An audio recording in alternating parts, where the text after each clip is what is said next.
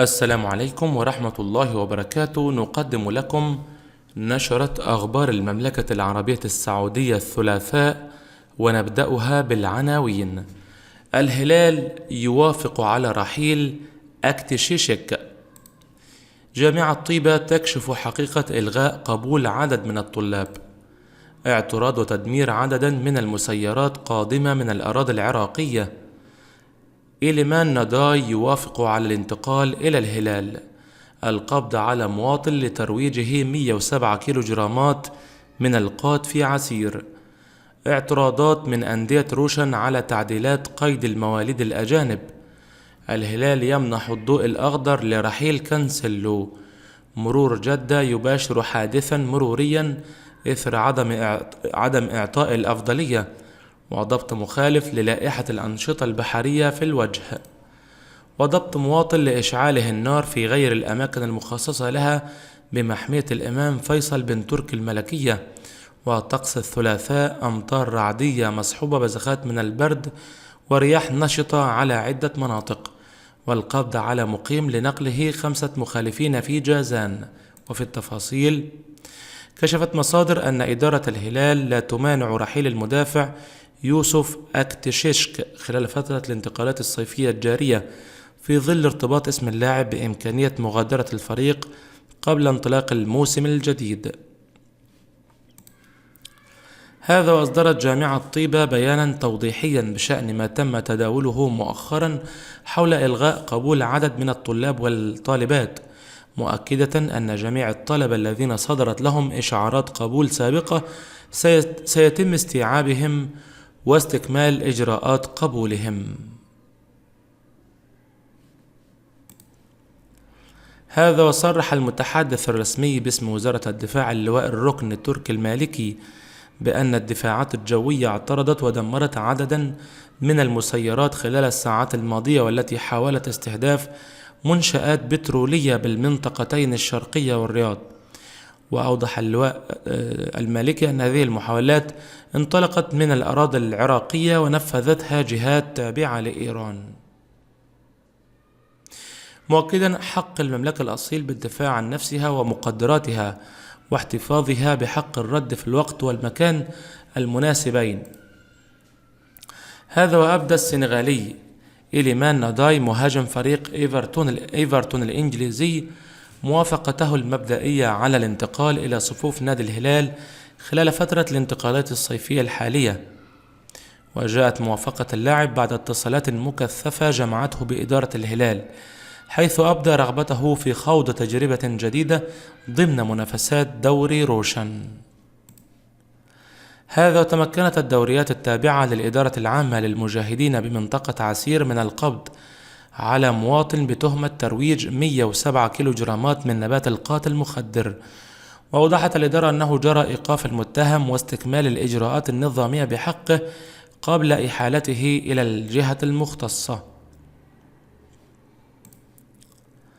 هذا، وتستعد عدد من أندية دوري روشن لإصدار بيان تعبر فيه عن رفضها للتعديلات الجديدة التي أقرتها رابطة الدوري بشأن قصر مشاركة اللاعبين الأجانب من مواليد المملكة ضمن قائمة اللاعبين الشباب. وبحسب مصادر، فإن عددا من الأندية ترى أن القرار قد يتسبب في أضرار فنية وإدارية، خاصة أن بعض اللاعبين الأجانب المسجلين ضمن الفئات العمرية الصغيرة قد لا يتمكنون من المشاركة مع الفريق الأول، ما قد يدفعهم إلى فسخ عقودهم والبحث عن وجهات أخرى.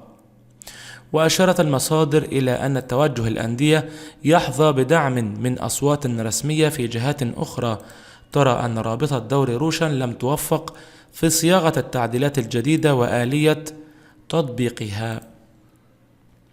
هذا، وكشفت مصادر أن إدارة نادي الهلال لا تمانع في تلقي عروض شراء عقد الظهير البرتغالي كانسيلو في ظل رغبة اللاعب في الرحيل عن صفوف الفريق خلال فترة الانتقالات الصيفية الحالية. وأوضحت المصادر أن كانسيلو قد يتبقى في عقده مع الهلال عام واحد، قد يكون متاحا للبيع حال وصول عرض مناسب، مشيرة إلى أن الإدارة لا تمانع في إنهاء العلاقة التعاقدية مع اللاعب.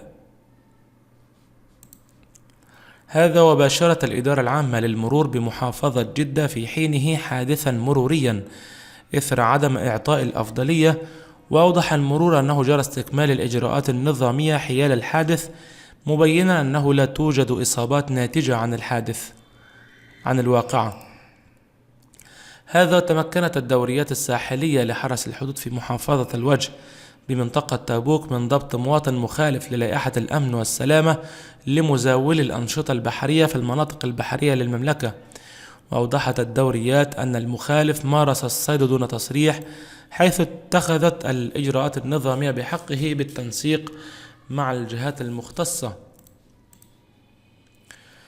هذا وضبطت القوات الخاصة للأمن البيئي مواطنا مخالفا لنظام البيئة لعدم الالتزام بتعليمات وإرشادات المحافظة على الغطاء النباتي بإشعال النار في غير الأماكن المخصصة لها في محمية الإمام فيصل بن تركي الملكية، وطبقت الإجراءات النظامية بحقه.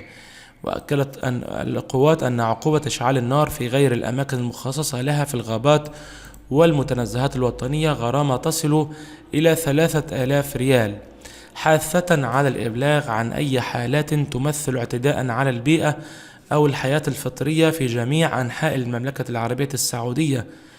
وستعامل جميع البلاغات بسرية تامة دون أدنى مسؤولية على المبلغ. هذا وتوقع المركز الوطني للأرصاد في تقريره عن حالة الطقس اليوم الثلاثاء هطول أمطار رعدية مصحوبة بزخات من البرد على أجزاء من مناطق جازان وعسير والباحة، تمتد إلى مرتفعات منطقة مكة المكرمة، ويستمر تأثير الرياح النشطة المثيرة للأتربة والغبار على أجزاء من تلك المناطق، كذلك على أجزاء من مناطق الشرقية والرياض والحدود الشمالية والجوف وتبوك والمدينة المنورة. وأشار المركز في تقريره إلى أن حركة الرياح السطحية على البحر الأحمر شمالية غربية إلى شمالية، وعلى الجزء الشمالي والأوسط تصل إلى أكثر من 45 كيلومتر بالساعة على الجزء الأوسط، وشمالية غربية إلى غربية بسرعة تتراوح ما بين 10 إلى 34 كيلومتر بالساعة. وأضاف المركز الوطني للأرصاد في تقريره عن حالة الطقس أن حالة البحر سيكون خفيف إلى متوسط الموج يصل إلى مائج على الجزء الأوسط، كذلك مع تكون السحب الرعدية الممطرة على الجزء الجنوبي.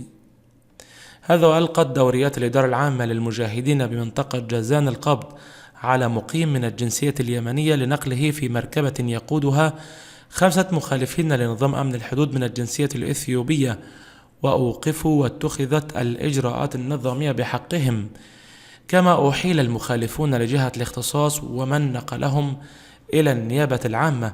وأكد المتحدث الرسمي للإدارة العامة للمجاهدين أن كل من يسهل دخول مخالفي نظام أمن الحدود للمملكة أو نقلهم داخلها أو يوفر لهم المأوى أو يقدم لهم أي مساعدة أو خدمة بأي شكل من الأشكال يعرض نفسه لعقوبات تصل إلى السجن مدة 15 سنة وغرامة مالية تصل إلى 1,000,000 ريال ومصادرة وسيلة النقل والسكن المستخدم للإيواء إضافة إلى التشهير به. انتهت نشرتنا الإخبارية. شكرا والسلام عليكم ورحمة الله وبركاته.